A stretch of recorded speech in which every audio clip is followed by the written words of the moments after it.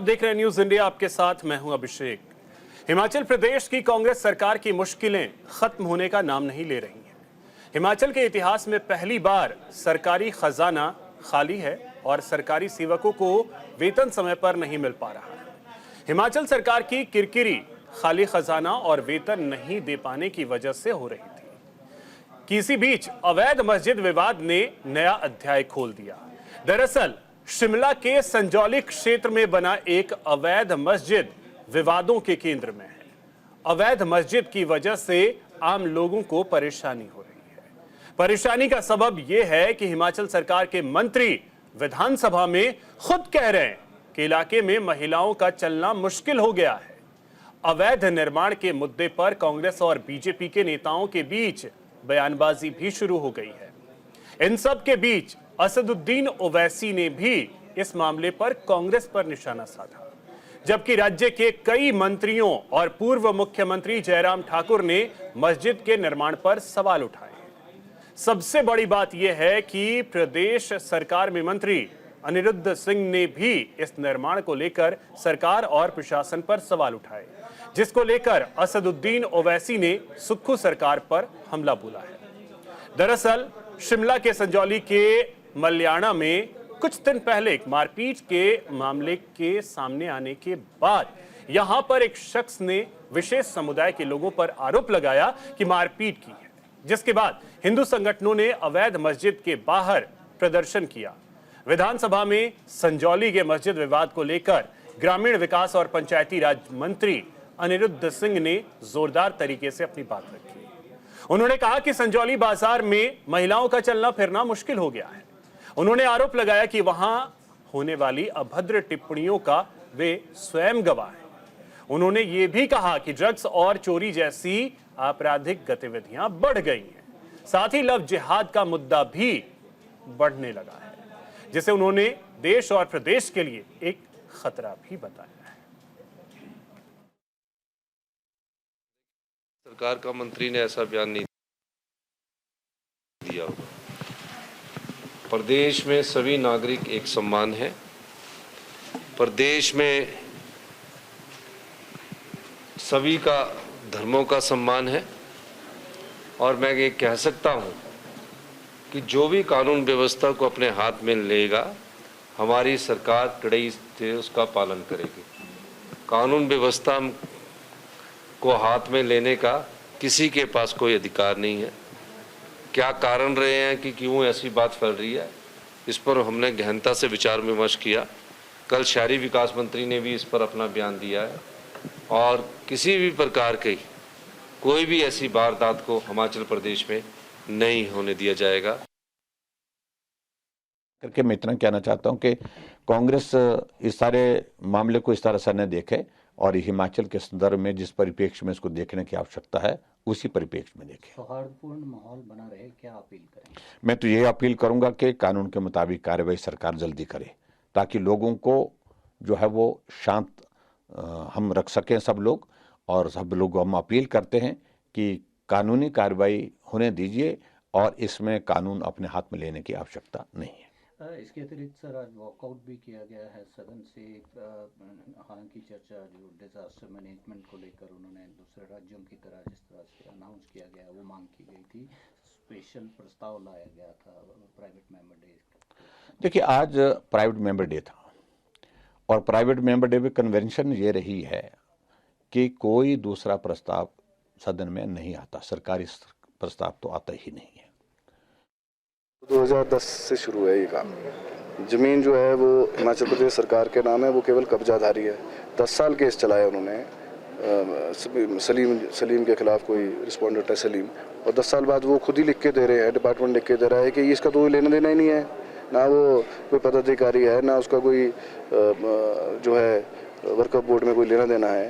बाद में हटा के वर्कअप बोर्ड को पार्टी बनाया गया है। 10 साल तक आपको पता नहीं चला। और जब हिमाचल प्रदेश सरकार की ज़मीन है उसके ऊपर तो नक्शा एडमिट ही नहीं होना चाहिए। पास होने की तो दूर की बात है, वो तो एडमिट ही नहीं होना चाहिए, क्योंकि वो तो मालिकाना हक ही नहीं है। और बार बार अगर आप नोटिस सर्व कर रहे हैं, 44 पेशियाँ लगा दी है और आप खुद लिख के दे रहे हैं कि पहले 1 मंजिल बनी जी, फिर ये बाद में 3 मंजिल बना दी, फिर कोरोना टाइम में 4 मंजिल इन्होंने और बना दी, तो आप तोड़ क्यों नहीं रहे हो? तो एक मसला पिछले 2-3 दिन से हिमाचल प्रदेश के शिमला में जो हमारी राजधानी है यहाँ पे उभर कर आया है, इस पे सरकार ने संज्ञान लिया है और कल इसमें मैंने अपना वक्तव्य विधानसभा के अंदर दिया है और वहाँ पे स्पष्ट तरीके से ये बात कही है कि सरकार किसी भी तरीके की अवैध निर्माण बर्दाश्त नहीं करेगी। जो ये केस निकल कर आया है एक मस्जिद का, उसमें ये मामला म्यूनिसिपल कॉरपोरेशन के तहत अधीन है, वहाँ पे इसकी हियरिंग हो रही है, बड़े लंबे समय से हो रही है। क्योंकि ये मामला सब जुडिस है तो उस पर मैं कोई ज़्यादा कमेंट नहीं किया, मगर हमने ये कहा है कि हम जल्द इसको एक्सपेडाइट करवा कर जो भी फैसला म्यूनिसिपल कमिश्नर का आता है उसके तहत सरकार उसके ऊपर कार्रवाई करी जाएगी with in the ambit of law.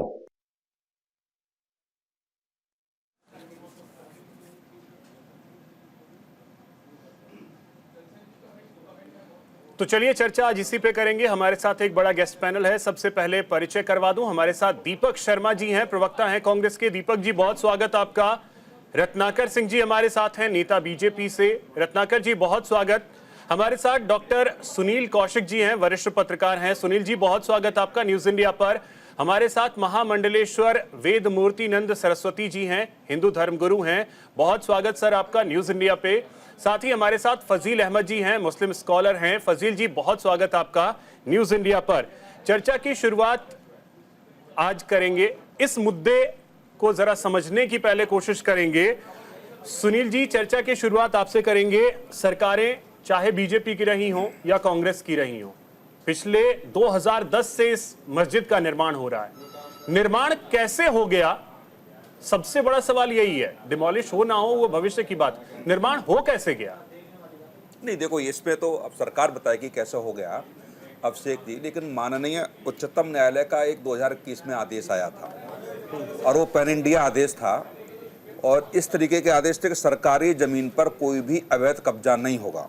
और उसका कारण भी ये था कि कई एनजीओ इस बात को लेकर के गए थे कि सड़कों पर तमाम मज़ारें पाई जाती हैं और कई ऐसे प्रकरण थे कि सड़कों को जब बनाया जाता है तो मज़ारों की वजह से उनको मोड़ दिया जाता है, या बहुत सारे प्रकरण ऐसे थे कि उनको रोक दिया गया, आगे सड़क का निर्माण ही नहीं हुआ।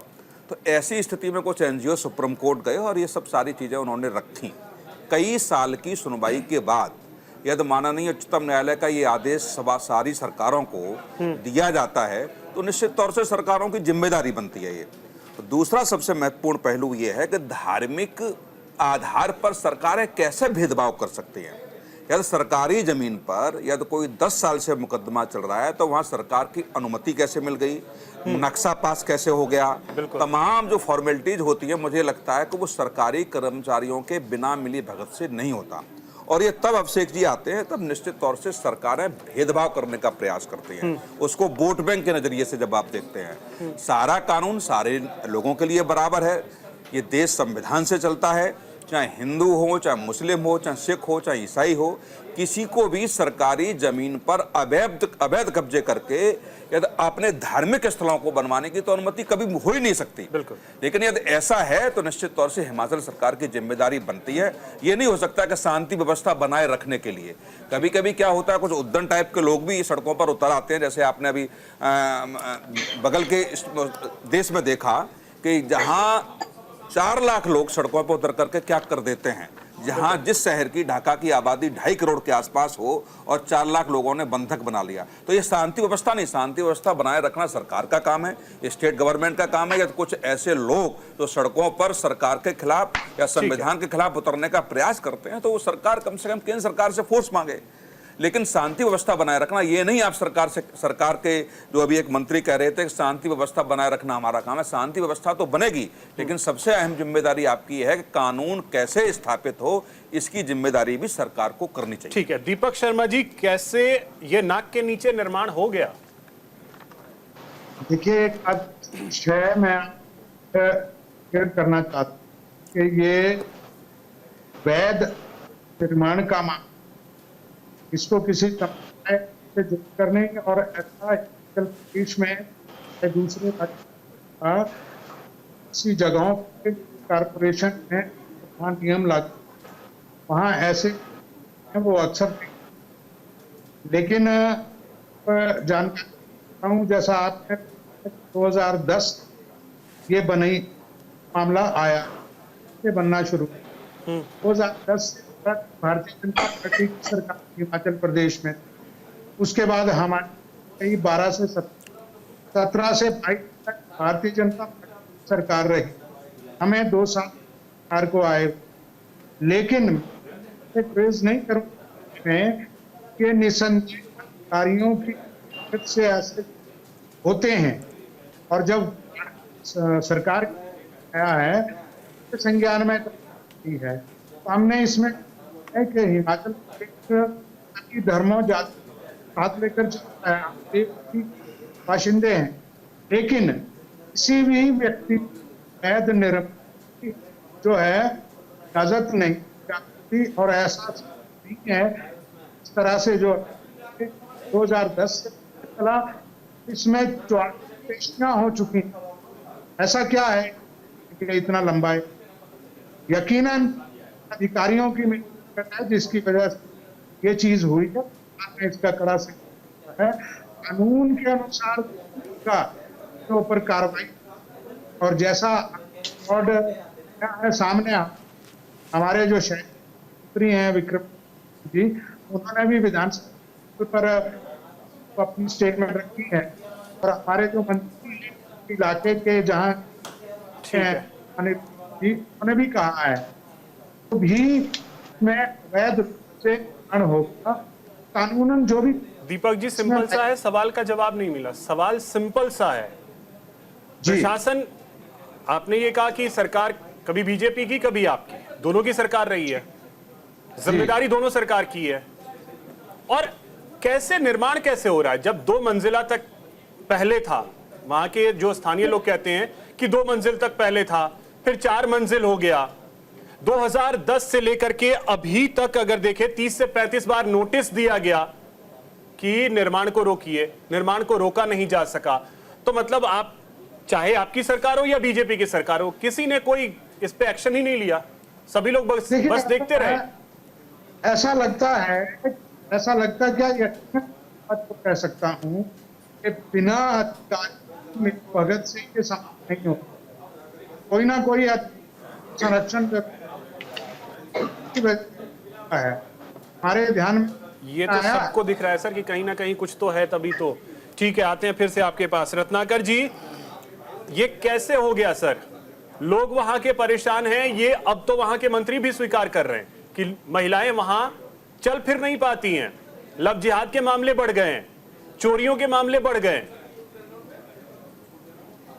देखिए अभिषेक जी, अगर मैं कहना चाहूं तो सब सारी चीजों को एक वाक्य में मैं समेट सकता हूं कि कहीं न कहीं हिमाचल की जो सरकार है वो निश्चित रूप से हर मुद्दे पे नाकामयाब साबित हो चुकी है। चाहे वो आर्थिक मामले में ले लीजिए, चाहे सामाजिक मामले में ले लीजिए, हर चीज में, महंगाई को ले लीजिए, हर मुद्दे पे जो है ये हिमाचल की सरकार पूरी तरह से नाकामयाब हो चुकी है।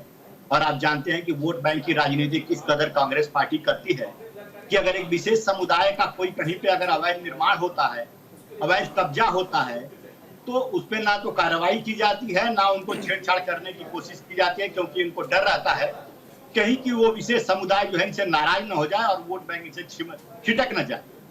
लेकिन भारतीय जनता पार्टी की सरकार जहां पे भी रहती है और वो उस पर कार्रवाई करती है, बुलडोजर की कार्रवाई करती है। ये तो आपकी भी सरकार 17 से 22 तक आपकी ही सरकार थी। हाँ, मैं आपको, और ये निर्माण 2010 से हो रहा है। जी जी बिल्कुल। देखिए अभिषेक जी, ये तो सिर्फ एक निर्माण की बात। हिमाचल में 12 जिलों में 10 ऐसे जिले हैं जहां पे आज मस्जिद और मजार जब से कांग्रेस की सरकार आई है तब से दोगुनी हो चुकी है। कैसे हो गई? सरकारी जमीनों पे आकर के अवैध कब्जा कर लेते हैं। सरकारी जमीनों, रेलवे के पास देख लीजिए, हॉस्पिटल, हाईवेज के पास देख लीजिए, ये तमाम मजार और मस्जिदें दिखाई देने लगती है, दोगुनी हो जाती है इनके शासनकाल में। रत्नाकर जी, आप तो कम से कम मत घुमाइए, आप तो सीधा स्ट्रेट जवाब देने के लिए जाने जाते हैं, फिर भी आप घुमा रहे। मैंने अगर चर्चा अब अगर शिमला के लोग आज सड़क पे उतरे हैं तो मुद्दा एक है, उसी पे चर्चा करने के लिए यहाँ इकट्ठे हुए हैं। इस पे बोलने की बजाय आप पूरे अब अलग अलग जगहों की बात गिनवा रहे हैं, इस पे क्यों नहीं कार्रवाई हुई? अभिषेक जी, इनके मंत्री खुद जो है वह स्वीकार कर रहे हैं और यहाँ पे जो कांग्रेस के प्रवक्ता बैठे हैं वो आरोप जो है ठीकरा सारा फोड़ रहे हैं प्रशासन पे। इनको इनकी जिम्मेदारी का एहसास ही नहीं है कि एक छोटी सी मस्जिद को बहुमंजिला कर दिया जाता है और प्रशासन सोती रहती है, तो कहीं ना कहीं नाकामयाबी तो सरकार की है ना। मैं वही कहने की कोशिश कर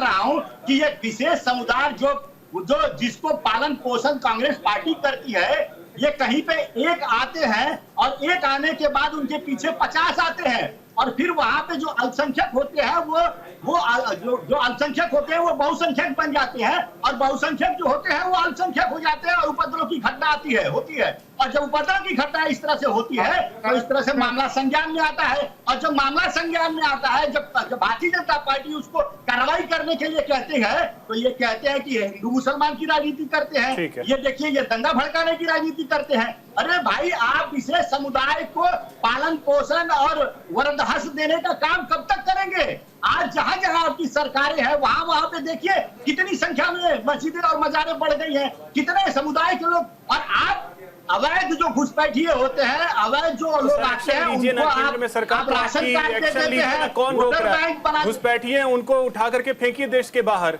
रोक कौन रहा है? रोक बिल्कुल फेंकेंगे, लेकिन गलत तरीकों से उनको उनको जो है राशन कार्ड देने का, वोटर आईडी बनाने का काम कौन कर रहा है? टीएमसी का एग्जांपल ले लीजिए। पश्चिम बंगाल में जितने भी रोहिंग्या घुसपैठिए हैं, वोट बैंक की राजनीति में वहां पे इनके टीएमसी के चुनाव आयोग को कहिए ना कि इन चीजों पर ध्यान दे। चुनाव आयोग इस पे ध्यान दे। ऐसे ही वोटर आईडी कार्ड कैसे बन जाएगा? नहीं, ये फर्जी डॉक्यूमेंट के आधार पे कांग्रेस पार्टी इंडी गठबंधन ये अपने वोट बैंक बनाने के चक्कर में वोटर आईडी देने का काम कर रहे हैं, राशन कार्ड देने का काम कर रहे हैं ताकि वोट बैंक इनका बढ़े। और ठीक है फजील अहमद जी, अब अगर शिमला के इस मस्जिद के बारे में मैं आपसे समझूं तो ऐसी क्या आवश्यकता अन पड़ी कि अवैध तरीके से मस्जिद का निर्माण करवा लेना, वो भी 4 मंजिला, परमिशन है नहीं, अभी मामला सब जुडिस है और बनवाए जा रहे हैं। देखिए ऐसा है कि अभी ये कह रहे थे बीजेपी के प्रवक्ता कि रोहिंग्या के लिए घर, बीजेपी की पूरी साहब मिनिस्टर है ना, नगर विकास मंत्री हैं शायद, वो घर बनाने का प्रस्ताव पास कर दिए रोहिंग्या के लिए। ऐसा नहीं कि ये लोग मुसलमान के दुश्मन हैं, दुश्मन नहीं है, ये केवल दिखावा में करते हैं ये लोग। रोहिंग्या के लिए तो सबसे अच्छा काम बीजेपी कर रही है। मुस्लिम लोग ही तो डराते हैं। अरे सर सुनिए ना, आगे तीन बातें आई। कुछ और था, आप कहीं भाजपा, सुन लीजिए, भाजपा के नेता और भाजपा के स्लीपर सेल के लोग भी यहाँ बैठे हैं, जो अंदर से भाजपा है ऊपर से नहीं दिखाते हैं। तो स्लीपर सेल और भाजपा के लोग एक जैसी भाषा बोले अभी कि यहाँ सब मजार बन गई, मंदिर नहीं बना है। यहाँ से आप शिमला चले जाइए, हजारों मंदिर आपको पीडब्ल्यूडी की सड़क पर बने मिलेंगे, सड़क के किनारे मिलेंगे, एकदम फुटपाथ से सट करके। और दिल्ली में भी कई मंदिर है, हम लोग तो कभी नहीं इतराज करते। सुन लीजिए, अरे सुनिए ना, रोहिंग्या के तो सबसे अच्छा काम आपने किया है, हम तो बधाई दे रहे हैं आपको। रोहिंग्या के लिए तो आपने बधाई देने का काम किया है। भाजपा सरकार घर बना के दे रही है उनको, हम लोग तो बहुत खुश हैं आपसे। बेसिक अंतर समझिए, मस्जिद जहाँ पे बन जाती है वहाँ पे छुरेबाजी की घटना बढ़ जाती है, वहाँ चाकूबाजी की आश्रम में हथियार मिला था, और अभी भी मिला। मंदिर और सुन लीजिए, राम रहीम को जब सजा हुई ना, रुकिए रत्नाकर जी, राम रहीम को जब सजा हुई, एक चीज बस बताइए। अरे सुनिए ना, एक मिनट हमारा सुन लीजिए, हम तो बहुत देर से आपको सुन रहे हैं। नहीं, राम रहीम को जब सजा हुई, सुनने के लिए थोड़ी आया, मेरा सवाल उसका जवाब बस मेरा सुन लीजिए, उसका जवाब आपका सुन। मेरा सवाल सिंपल सा था कि ये जो शिमला में आज हजारों लोग सड़क पे उतरे हैं, क्या आवश्यकता पड़ी कि अवैध मस्जिद का निर्माण कर रहे हैं? वो तो दिल्ली, यूपी, हरियाणा से 5-5 रुपए में लोग जा रहे हैं वहां जाकर बिठाने के लिए। बीजेपी स्लीपर सेल के लोग हैं, वो कोई पहाड़ी थोड़े है वहां पे, कोई हिमाचल का नहीं है, तो सब दिल्ली से बस लगा हुआ है। चलिए दिखा दें आपको, यहाँ से बस में भर भर के जा रहे हैं। अब अगर आपके पास हरियाणा से, यूपी से, और सुन लीजिए, फजील जी प्रूफ है तो दिखा दीजिए। उत्तर प्रदेश में सुन लीजिए, उत्तर प्रदेश में धर्मस्थल की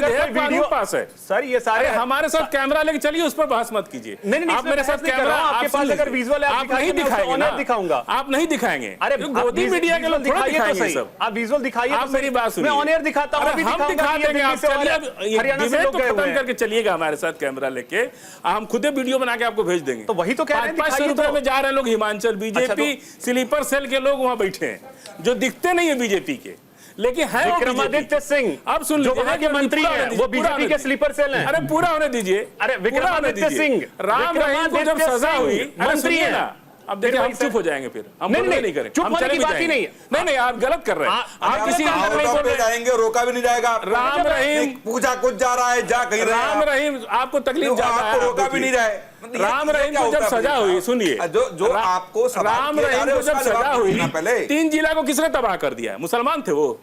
3 जिला को तबाह कर दिया, कई हजार करोड़ का नुकसान कर दिया, पूरा शहर। मुझे जानकारी है बिहार से हंसुआ राम रहीम को सजा जब हुई, वो कौन लोग थे जो पत्थर और पूरी शहर को तहस नहस कर दिए, बसें जला दी? फजील भाई, जहां तक मुझे जानकारी है बिहार से, और बिहार में हंसुआ के बिया में खुरपी का गीत कहते हैं। वही आप गा रहे हैं। एक तो बात और सुन लीजिए, देखो फजील साहब, एक बात और सुन लीजिए। अरे कौशिक जी इतना चुप जाते हैं, मेरी बात मैं चुप नहीं रहा। इनको मुसलमान कैसे इस देश में बोल रहा है, ये इनको तकलीफ बहुत है। इनको इस बात से बहुत तकलीफ है कि मुसलमान इसमें कैसे बोल रहा है।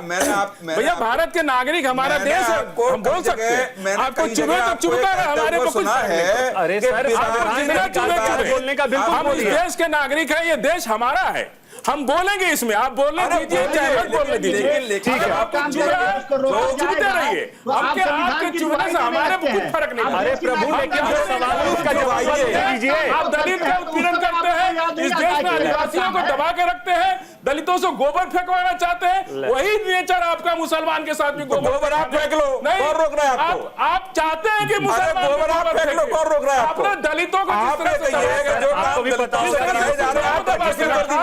जिस तरह से आदिवासियों को दबा के रखा, आप मुसलमान से वो नहीं करा सकते। अब याद रखिएगा, मूर्ति जी, भारत का संविधान चलता है। अब रुकिए फजील जी, ठीक है। वेदमूर्ति जी, मस्जिद बनाओ, दोनों के लिए बराबर होना चाहिए। वेदमूर्ति जी, मैं आपके पास आ रहा हूं। तो मंदिर भी तोड़ी गए, मस्जिद भी तोड़े गए। ठीक है सर। वेदमूर्ति जी, इस पर आपकी क्या प्रतिक्रिया है कि इस तरीके से एक अवैध मस्जिद का निर्माण हो रहा है, न प्रशासन कुछ कर पाया, न सरकार कुछ कर पाई, और आज की स्थिति में वहां पे 4 मंजिला एक बिल्डिंग बनकर तैयार है जो मस्जिद है, वहां पे हजारों की तादाद में लोग आ जाते हैं, जिसकी वजह से महिलाओं का चलना मुश्किल हो जाता है। ये वहां के मंत्री अब स्वीकार कर रहे हैं। देखिए अभिषेक जी, ये शिमला की बात नहीं है। जब से हमारा देश आज़ाद हुआ है ना, तब से इन लोगों का यही मंसूबा है, गजवाए हिंद का। और ये मस्जिद नहीं है, ये आतंकवादियों का अड्डा है। मस्जिद वो होता है जहाँ पैसे से खरीद करके व्यक्ति, इनके यहाँ भी हराम है ऐसे जगह पर मस्जिद बना करके, और वहाँ, अरे सुनिए, बात को सुना करिए, अनर्गल प्रलाप मत किया कीजिए, अनर्गल प्रलाप मत किया कीजिए, अनर्गल प्रलाप मत कीजिए। क्यों चिल्ला रहे बताओ? मुद्दे की बात करिए। अरे वहाँ आतंकवादी चल रहे हैं, रोहिंग्या और बांग्लादेशी को मंदिर बनाए खरीद के, चढ़ावा से इनकी जिंदगी चलती है। धंधा नहीं करते हो, बिजनेस ये लोग नहीं करते, नहीं चलेगी। ये दलितों के चढ़ावे से लोग धंधा चलता है, इनके घर की रोजी रोटी चलती है। चंदा के चढ़ावे जिंदगी चलती है, ये चढ़ावा बंद हो जाए, इनके घर की रोटी पकना बंद हो जाएगी। पूछे इनसे मंदिर की जमीन। फजील जी, खरीदे मंदिर। फजील जी, आप अपने समय में बोल लीजिएगा। फजील जी प्लीज, पुजारी है जो प्लीज, फजील जी आपको जब मौका मिले बोल लीजिएगा। आप नहीं करेंगे, आप संस्कार मैं डिसाइड कर लूंगा, कोई अनर्गल बयान नहीं है, कोई अनर्गल नहीं बोल रहा, अनर्गल बोलेगा वो मैं डिसाइड कर लूंगा। आप रुक जाइए फजील जी, प्लीज वेट, बोलिए। अगर संस्कार में है तो हम आपका रिस्पेक्ट करते हैं। बोलिए। फजील साहब, कौन से मंदिर की जमीन नहीं खरीदी गई? नहीं कुछ बता देंगे। अरे मैं बता रहा हूँ कौन से मंदिर में है, एक एग्जांपल। सर अभी तो मैंने एक वीडियो मांग लिया, तो वीडियो नहीं है, एक कागज क्या दिखाएंगे? कौन से मंदिर की जमीन नहीं खरीदी गई, आप ये बताइए ना।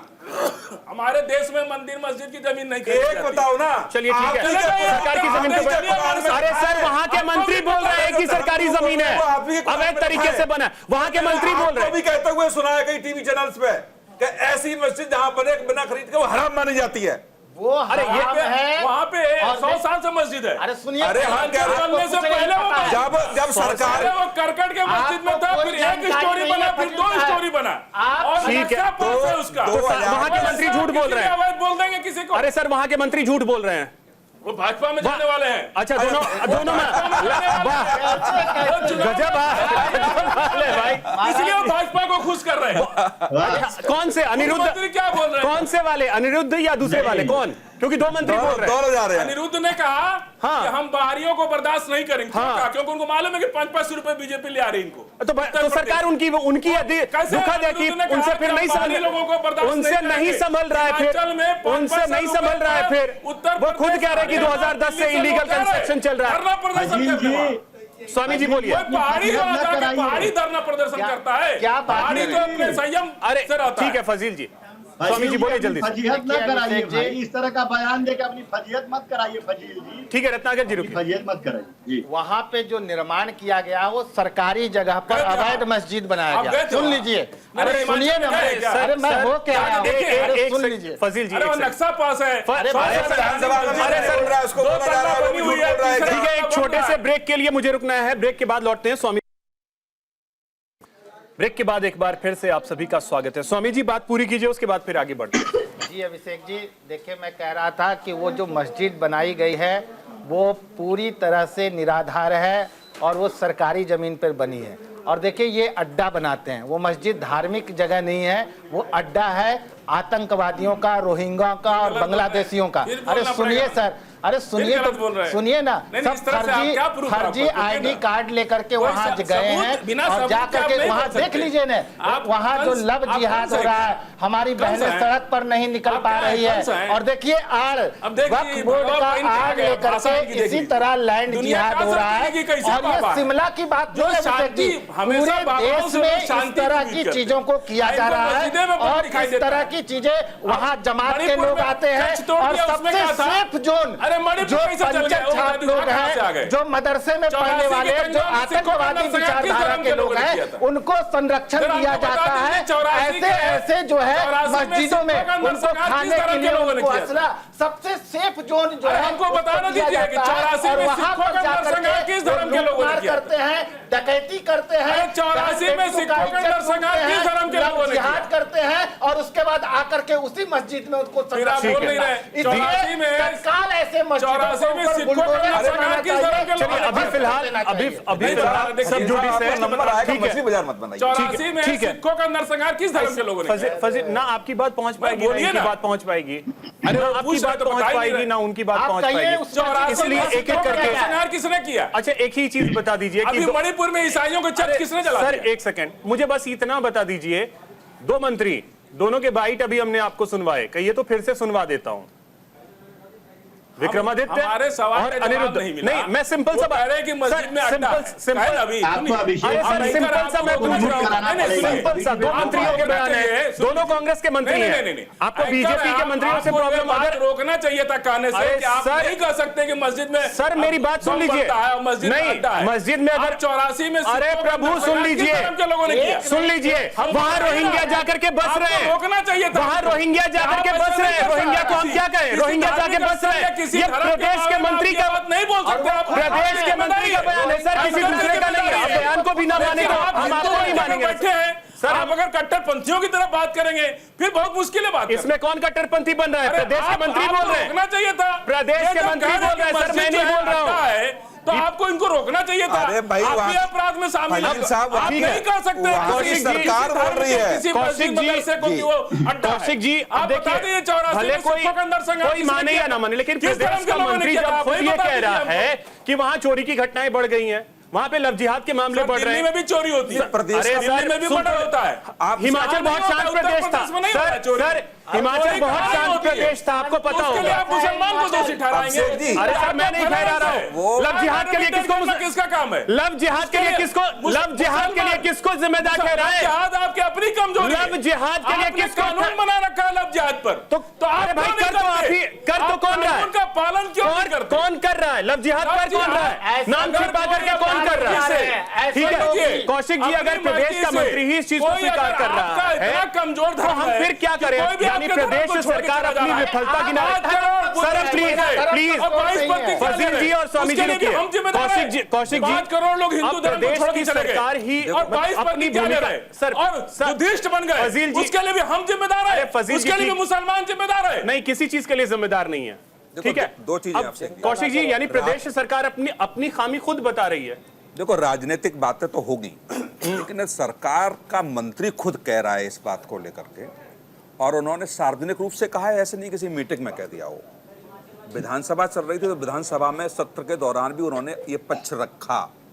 तो ये हम लोग मानते हैं कि लोकसभा में, विधानसभा में जब कोई सरकार की तरफ से कुछ रखा जाता है तो वो झूठ नहीं होता। यदि ये मंत्री कह रहे हैं कि 190 लोगों का वहाँ रजिस्ट्रेशन हुआ जो बाहर से आए हुए लोग हैं, जहाँ मस्जिद है उस शहर में, तो वहाँ 2000 के आसपास लोग कैसे रहने लगे। और ये सरकार के साथ साथ मुझे लगता है नगर प्रशासन की भी जिम्मेदारी है, खुफिया विभाग की भी जिम्मेदारी है। वो सरकारी एजेंसियां जो हमेशा अलर्ट पर रहती हैं, उनकी भी जिम्मेदारी थी कि आखिर में वो लोग आए और रहने कैसे लगे। एजेंसियां क्या कर रही थी उस समय। तो अब आप केवल ये दोषी ठहराएं कि केवल जो रहने लगे बाहर से आए हुए लोग उनकी जिम्मेदारी बनती है, या चोरी छिपे आ गए। ऐसा तो है नहीं कि वो आसमान से टपका दी। बिल्कुल। यह मुझे लगता है कि किसी की मिली भगत से तो रह रहे होंगे वो। और मिली भगत के साथ साथ आप ये देखिए कि वहाँ नगर निगम में जब रजिस्ट्रेशन नहीं है उनका, तो ये सरकार की भी जिम्मेदारी बनती है कि उनको प्रदेश से बाहर फेंका जाए। बिल्कुल, ये तो कानून है। ऐसा तो है नहीं कि कानून नहीं है। यह तो कोई व्यक्ति बाहर का है भी, देश का है तो दूसरे प्रदेश में जाएगा, नहीं है तो देश के बाहर का है तो वहां जाए। दूसरी सबसे महत्वपूर्ण बात यह है कि इस पर इतना हाइपर नहीं होना चाहिए फजील साहब को। मैं तो कह रहा हूं, या तो मंदिर भी अवैध जमीन पर बना है वो भी तोड़ा जाना चाहिए, मस्जिद भी अवैध जमीन पर बनी है वो भी तोड़ी जानी चाहिए। और ऐसे प्रकरण में सुन लीजिए ना, अवैध जमीन पे मैं गुरुद्वारा हो कुछ भी गिराइए, उससे कोई दिक्कत नहीं है। मैं फजील साहब से कह रहा हूँ, सुन लीजिए ना फजील साहब। नहीं सर, यार मंदिर मस्जिद गुरुद्वारा कुछ सब गिराइए। मैं ये कह रहा हूँ, अब सुन लीजिए, अब आप सुनना फजील साहब। फजील भाई खुल करके बोल रहे हैं, अब इससे ज्यादा खुल करके कौन बोलेगा? फजील साहब नहीं, अवैध तरीके से कैसे बना लेंगे भाई? एक चीज और कौशिक साहब की बात अगर पूरी हो तो हम बोले। मैं इसका जवाब कांग्रेस से लेते हैं। 10 सेकंड ले लेता हूं। फजील साहब को, आप कांग्रेस के स्लीपर सेल में नहीं है ना? फजील साहब को ये लग रहा है कांग्रेस के स्लीपर। अरे सुन लीजिए ना, ये अच्छा लगा, ये अच्छा लगा कि कम से कम दिल खोल करके स्वीकार कर रहे हैं। फजील साहब, अरे सुन लीजिए, अरे सुन लीजिए, आप सुनना नहीं चाहते, ये सार्थक डिबेट होता है। लोगों को समझ, चिल्लाने से लोगों को समझ में आए। यदि आपको ऐसा लग रहा है दिल्ली में या कहीं अन्य राज्यों में अवैध मंदिर बने हुए हैं सरकारी जमीन पर, तो ये मैं ऐलान कर रहा हूं इस चैनल के माध्यम से, खर्चा मैं दूंगा, मुकदमा लड़िए आप। आइए माननीय सुप्रीम कोर्ट में, हाई कोर्ट में, मैं कह रहा हूं खुल के, हिंदू होने के नाते। मेरे सामने 10 मंदिर टूटे। आप आइए फजील साहब, उसका नेतृत्व कीजिए। आनंद विहार का जो ये मत कहिए कि वो भी बन रहे हैं तो हम भी बनाएंगे, वो भी चोर है तो हम भी चोर है। और हम लोग आप इस बात को, और मुस्लिम स्कॉलरशिप होने के नाते, ये सुनिए, हो गया आपका, मुस्लिम स्कॉलरशिप होने के नाते, नहीं, इस चीज में एक चीज और आप जान लीजिए, जब अगर कहीं रोड बन रहा हो, कहीं उस तरीके का निर्माण कार्य हो रहा हो जो समाज के हित के लिए, वैसे में भी मंदिर तोड़े जाते हैं, किसी को कोई आपत्ति नहीं है। मस्जिद भी टूटी है, अरे बनारस में तोड़ गया, आपत्ति होती है, आपत्ति होती है। ये अवैध निर्माण है, इसे कोई नहीं कह रहा कि तोड़ दो। अब नहीं, इसका दीपक जी से बस एक नहीं, काफी वक्त हो चुका है। दीपक जी आपके पास आ रहे हैं। अब देखिए, जिस तरीके से कौशिक जी ने कहा, लोग वहां पे रह रहे हैं अवैध तरीके से, उनको तो हटाइए। देखिए, मैं आपसे सभी सज्जनों से हाथ जोड़कर एक निवेदन करूंगा। मैं पहले वक्तव्य में बात की थी कि ये वैध निर्माण का है, इसको किसी भी समुदाय केस से ना जुड़े। हमने हमारे उसमें मंदिर पे, उसमें दूसरे भी कदमे आए, उसमें कई लोग भर्ती आए, खुला में और जहाँ कारपोरेशन है वहाँ से ऐसे निर्माण हुए जिनको तोड़ा गया है।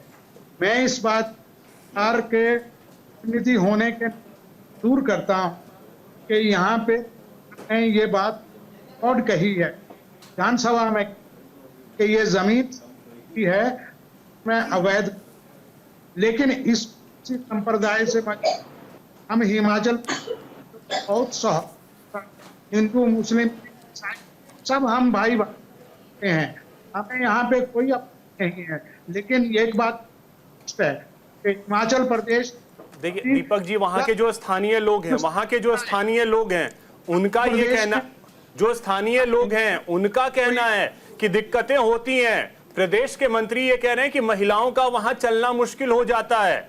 यही कह रहा हूं यही कह रहा अब हूं। इसमें किसी समाज विशेष, वर्ग विशेष को नहीं जोड़ा जा रहा है। नागरिक जाके थाना में दिक्कत बोला कैसे हो रही है? कोई लोकल जो मंत्री होता है वो जाके थाना में बोलेगा तब माना जाएगा। अरे सर, प्रदेश के मंत्री को आप कुछ मानते ही नहीं है। और दूसरी बात, अब देखिए फजील जी यहाँ बैठे हैं जिनका ये कहना है कि वो कांग्रेस के स्लीपर सेल में हैं। नहीं, स्लीपर सेल नहीं, खुल के हैं। हाँ, खुल करके हैं, ठीक है। उनका ये कहना है कि जो मंत्री बयान दे रहे हैं वो बीजेपी में जाने वाले हैं। मतलब मंत्री पे भी भरोसा ना करें। उनकी बात बता रहे हैं। सुन लीजिए, नहीं फजील जी, अभी पहले दीपक जी की बात पूरी तो होने दीजिए। सुन लीजिए, अरे फजील जी, ऐसे बात नहीं हो पाएगी प्लीज। जिसको तकलीफ हुई है वो थाने में जाके कंप्लेंट करेगा तो। अरे भाई, 2 दर्जन से ज्यादा शिकायतें हैं थाने में। का नागरिक है। अरे भाई साहब, एक कंप्लेन होता है, 2 दर्जन से ज्यादा शिकायत थाने में दी गई है। खड़ा हो जाता है कोई, कश्मीर कोई देवबंद से खड़ा हो जाता है। कश्मीर में 370 समाप्त हो गया। फिर सर कहां चले गए कश्मीर? थोड़ा कश्मीर में सुन लीजिए, थोड़ा हिमाचल में रह लेते हैं ना। जाके घर बनाना चाह रहे हैं। हाँ, 371 हिमाचल से क्यों नहीं करता? हिमाचल में भारत का आदमी जाके घर क्यों नहीं बना सकता? रुकिए तो, नहीं, भारत का आदमी हिमाचल में घर क्यों नहीं बना सकता? क्या वो भारत का नागरिक नहीं है क्या? जब आप कश्मीर में बना सकते हैं तो हिमाचल क्यों अलग कर रहे हैं भाई आप? ठीक है, आप क्यों नहीं हिमाचल में घर बनाएगा? भारत का ना दिल्ली का आदमी हिमाचल में घर क्यों नहीं बनाएगा? दीपक जी बोलिए, क्यों नहीं बनाएगा?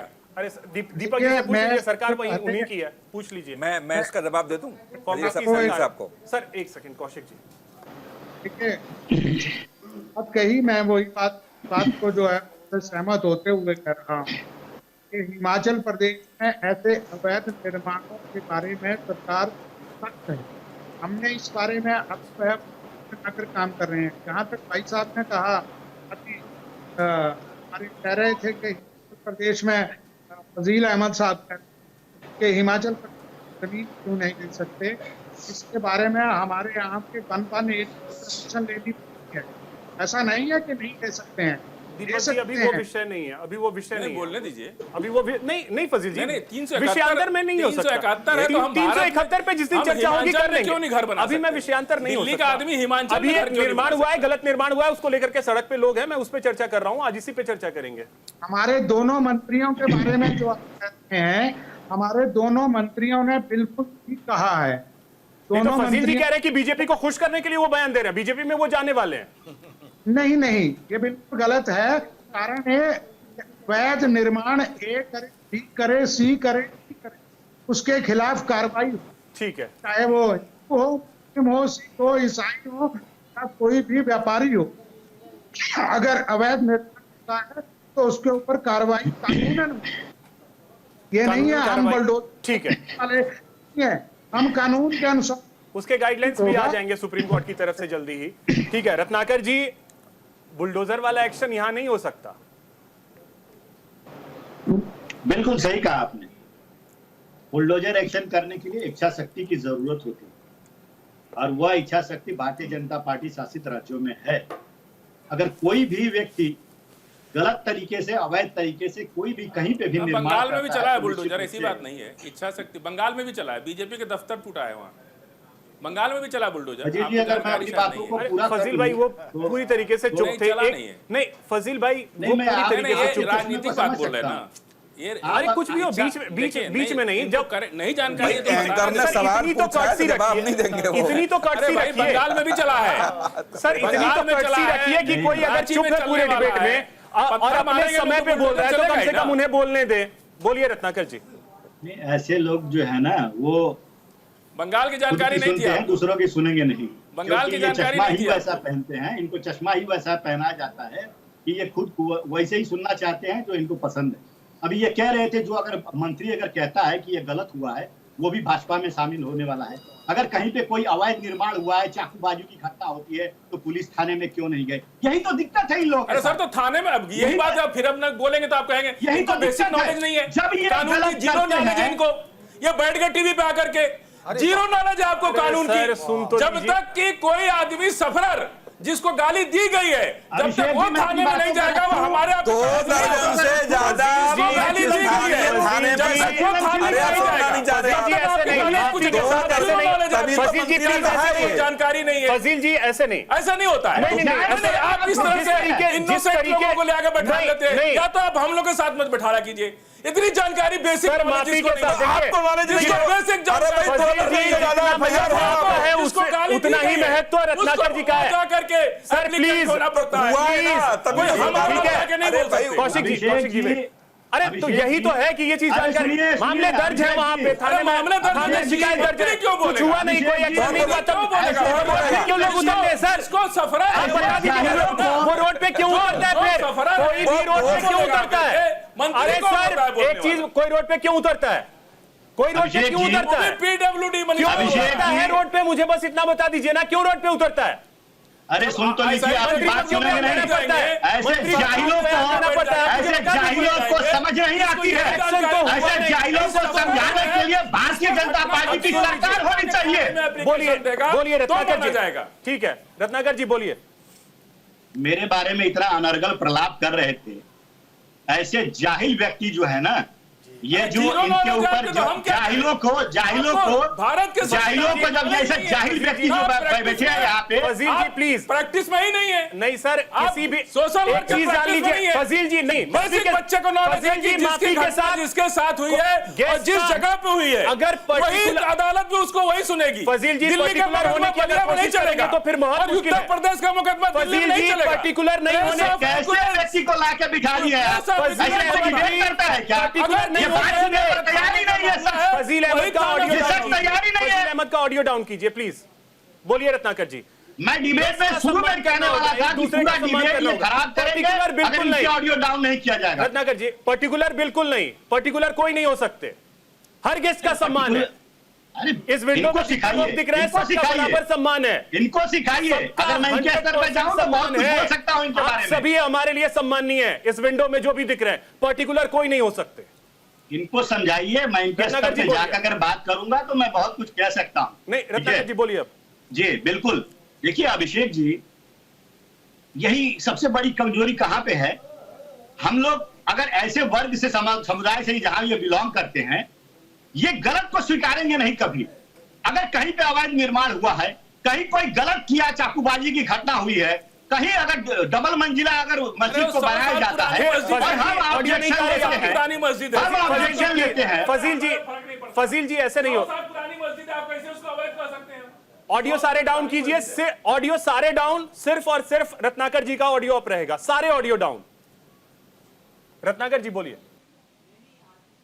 ये संविधान की दुहाई देने लगते हैं, कहते हैं कि देश के नागरिक हैं हम, संविधान है हमारा, मानवाधिकार का उल्लंघन हो रहा है, तब ये दुहाई देने लगते हैं। जब इनके ऊपर जो गलत काम करते हैं उनके ऊपर कार्रवाई होती है तो तमाम दुहाई देने लगते हैं। अभी आपने सुना ना किस तरह से कह रहे थे ये कि मंदिरों के मंदिर भी अवैध कब्जे है। अभी सुनील जी ने बताया कि आप एक भी दिखा दीजिए और मैं चैलेंज करता हूँ सुप्रीम कोर्ट में, खर्चा मैं दूंगा। इनके पास एक भी जवाब नहीं है। फजील जी ऑडियो नहीं जाएगी। कहने का तात्पर्य यही है, कहने का तात्पर्य यही है कि ये एक आते हैं और एक आने के बाद इनके पीछे 50 आते हैं और 50 आते हैं जब, तो वहां पे जो बहुसंख्यक होते हैं वो वहां के एरिया में अल्पसंख्यक हो जाते हैं और अल्पसंख्यक वहां पे बहुसंख्यक बन जाते हैं। और फिर घटनाएं कैसी होती है? यही चाकूबाजी की घटनाएं होती है। मजार बनाने की मुकदमा जो मजार और मस्जिद बनाने के जो है इस तरह से वाकयात सामने आते हैं। आज अभिषेक जी देश में 9 राज्य ऐसे हैं जहां पे हिंदू अल्पसंख्यक हो चुका है। इसकी जिम्मेदारी जो है सिर्फ वो पार्टियों को जाता है जो अपने वोट बैंक की राजनीति में अवैध घुसपैठियों को वोटर बनाने का काम करते हैं, उनका राशन कार्ड बनवाते हैं, फर्जी दस्तावेजों से उनको वोटर बनाने का काम करते हैं। इस चीज पर रोक लगनी चाहिए। और सुनिए, सबसे आखिरी बात और महत्वपूर्ण चीज मैं कहना चाहता हूं, ये तब तक नहीं रुकेगा जब तक कि पार्टी के नेताओं को ये लगने लगेगा, वो चश्मा वो पहने रहेंगे जहां पे दिखेगा उनको कि हिंदू हिंसक है। जब तक ये कहना बंद नहीं करेंगे इस तरह की घटनाओं में बेतहाशा और बेशुमार जो है घटनाएं देखने को मिलेंगी। स्वामी जी अब सवाल यही है कि सबसे पहले गलती अगर है तो उसे स्वीकार करने में कुछ भी गुरेज नहीं है, कुछ भी बुरा नहीं है। अगर हमारे यहाँ हिंदू धर्म में, मैं खुद कहता हूं जैसा कौशिक जी ने कहा कि अगर कहीं अवैध निर्माण है आप ध्वस्त कीजिए। मैं मंदिर से भी महत्वपूर्ण होता है अपना घर मंदिर से भी महत्वपूर्ण होता है। सही बात अगर है। मेरा घर भी अवैध तरीके से अवैध जमीन पे बना है ध्वस्त कीजिए, कोई दिक्कत नहीं है। तो आप जब इसे स्वीकार ही नहीं करेंगे तो क्या करेंगे? वही वाली स्थिति होगी जो आज हो रहा है शिमला यही में। तो गलथेथरी कर रहे हैं वो। अब हमने देखा ना, हमारे सामने कई 4-4, 5-5 मंदिर, 200 साल पुराना मंदिर इसी दिल्ली के क्षेत्र में हमारे सामने लाखों हिंदू जो है सड़कों पर थे, उसके बावजूद भी उसको ध्वस्त कर दिया गया, कोई हिंदू चू नहीं किया। लेकिन आज जो है शिमला में जो बनाया गया है, और वहाँ देखिए वो मस्जिद वो धर्म की आड़ है सिर्फ, मेरे अनुसार वहाँ पे रोहिंग्या और बांग्लादेशियों को बसाया जा रहा है, उनके लिए दुकान खोला जाएगा, उनको 4-4 मंजिला बना करके सेफ जोन दिया जा रहा है, जिससे शिमला में भी धीरे धीरे मुसलमान का तादाद बढ़े और धीरे धीरे बहुसंख्यक जो है वो अल्पसंख्यक हो जाए और अपनी वही पंचर की दुकान सब जगह खुल जाएंगे। और हमने तो बराबर कहा, पंचर पुत्रम कभी न मित्रम, जब मित्रम तब दगा दगे। इन लोगों से सचेत रहना चाहिए और अवैध निर्माण, चाहे मंदिर हो, चाहे मस्जिद हो, चाहे मदरसा हो, कोई भी हो, उसको तत्काल ध्वस्त कर देना चाहिए। और इस तरह की चीजों को ऊपर तो तुरंत संज्ञान लेना चाहिए, क्योंकि वहां हमारी बहन बेटियां जो है, इन जो आतंकवादी विचारधारा के लोग हैं, जो लव जिहाद कर रहे हैं, जो इस तरह की डेली जो है चाकूबाजी, वहां घर से निकल नहीं सकते, दुकान से सामान नहीं ला सकते, वहां के आसपास का इतना माहौल खराब हो चुका है। जो शिमला सबसे पीसफुल जगह माना जाता था, हम लोग वहां शांति के लिए वहां जाते थे, लेकिन आज वहां एक मस्जिद के कारण सारे लोगों को वहां रोहिंग्या और बांग्लादेशियों को बसाने के कारण वह अशांति का केंद्र बन रहा है। इसलिए सरकार को चाहिए कि तत्काल उसके ऊपर बुलडोजर चला करके ध्वस्त कर देना चाहिए। बिल्कुल फजील जी, अब देखिए वहां पे पहले 2 परिवार रहा करते थे, जहां मस्जिद है सिर्फ 2 परिवार रहा करते थे। बीते कुछ सालों में यहां पे संख्या इतनी ज्यादा हो गई है कि लोग काउंट नहीं कर पा रहे। कहां से ये लोग आ गए? अच्छा, मैंने यही कहा, बाबा जी तो इतना लंबा चौड़ा है, इनके मन में तो इतनी नफरत है। अपना मंदिर नहीं बताए, किसलिए बनाया हम पूछा कि आप जो मंदिर बनाए हैं उसका कागज है आपके पास? खरीदे उसको आप? अरे ये बताओ कि गलत बना है कि नहीं बना है? नहीं खरीदे आप उसको, बुलडोजर की कार्रवाई होनी खरीद के बनाए। और भाजपा के प्रवक्ता कह रहे थे ये कि हिंसा नहीं कर सकता। बुलडोजर की कार्रवाई किसने किया 84 में? अगर आवाज बना है तो बुलडोजर की कार्रवाई होनी चाहिए। दिल्ली के अंदर सिखों का नरसंहार किस धर्म के लोगों ने किया? हमको बता दीजिए। मणिपुर में 200 चर्च ला दिया, किसने किया? 30 महिलाओं को नंगा किस धर्म के लोगों ने घुमाया? बता दीजिए हमको। अरे बता दीजिए हमको किसने घुमाया? अरे हमको बता दीजिए। दूसरी बात, हिमाचल में आप कश्मीर के अंदर चाहते हैं कि दिल्ली का आदमी जाकर रहे, तो हिमाचल में क्यों नहीं रह सकता? जब दिल्ली कश्मीर में जाके आप चाहते हैं कश्मीर में हमको घर बना दिया जाए, तो हिमाचल में क्यों नहीं दिल्ली का आदमी घर बना सकता? फजील जी थोड़ा सा क्यों नहीं बोलिए? फजील जी थोड़ा सा नहीं आप बताइए ना हमको। रत्नाकर जी, फजील जी हिमाचल में घर क्यों नहीं बना सकते? फजील जी मुझे एक बात बताइए, 371 हिमाचल का झंडा क्या था? इसलिए बोल रहे हैं ना। अरे सर, हिमाचल का झंडा क्या है? आप बताइए ना। अरे सर, वही दिल्ली का आदमी हम जाकर के अरे घर गया खेलने में, मुझे ये बताइए ना कि हिमाचल में बनाना चाहते हैं, हिमाचल दिल्ली का आदमी जाके जमीन खरीदे, तो हिमाचल में कौन सा झंडा फहरता था? उत्तरांचल में क्यों? अरे हिमाचल में कौन सा झंडा फहरता था? प्रभु बताइए तो। नागालैंड है ना, हिमाचल में कौन सा झंडा फहरता था? नागालैंड का भी राज हो जाएगा। 10 सेकंड नागालैंड का भी राज हो जाएगा। 10 सेकंड नागालैंड का है ना संविधान। एक रिकॉर्ड है, 1 घंटे में सारे सवाल आपसे पूछता रहा, आपने एक का जवाब नहीं दिया। ठीक है कौशिक जी, जल्दी से। देखो अभिषेक जी, अभी 2024 का चुनाव हुआ और 2024 के चुनाव में ये विपक्ष ने बड़ा अच्छी बातें रखी कि देश संविधान अरे काला शीशा हटा के सफेद शीशा रखे तो 240 हो गए। देश संविधान से चलेगा। खाली काला शीशा हटा के संविधान से चलेगा और वो चुनाव आयोग ने सफेद शीशा कर दिया ईवीएम का, के साथ खड़े तो 200 सीट कम हो गया। जहां कांग्रेस की सरकार है और कांग्रेस ने इस देश को भरोसा दिलाया कि देश संविधान से चलेगा। यदि उस राजनीतिक दल की सरकार हिमाचल में है तो अब भरोसा तो करना पड़ेगा ना। अपने हिसाब से सब करेंगे, न भाजपा पे भरोसा और न कांग्रेस पे भरोसा, तो किस पे भरोसा है आखिर में? न सत्ता पक्ष पे भरोसा न विपक्ष पे भरोसा, तो किस पे भरोसा करेंगे? सत्ता पक्ष वाले जो है वो बीजेपी में जाने के लिए वही कह रहा हूं। नहीं, मैं केंद्र की बात करेंगे, यदि आप कहेंगे संविधान की बात करेंगे कि संविधान के हिसाब से देश चलेगा और वहां की सरकार का कोई मंत्री सरकार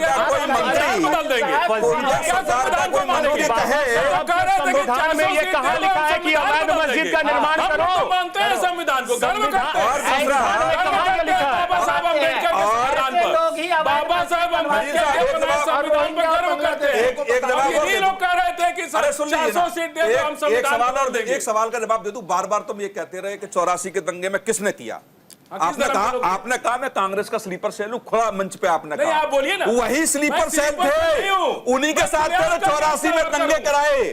और जो 84 में हुआ वही स्लीपर सेल था, जम्मू कश्मीर में हुआ वही स्लीपर सेल था, जिसका आपने ऑन चैनल स्वीकार किया है कि मैं उस स्लीपर सेल का हिस्सा हूं। चर्चा होगी, मेरे पास वक्त इतना ही है, खुलेआम कहते वक्त इतना ही है मेरे पास। बहुत शुक्रिया आप सभी का हमारे साथ जुड़ने के लिए, इस चर्चा में शामिल होने के लिए। फिलहाल इतना ही, नमस्कार।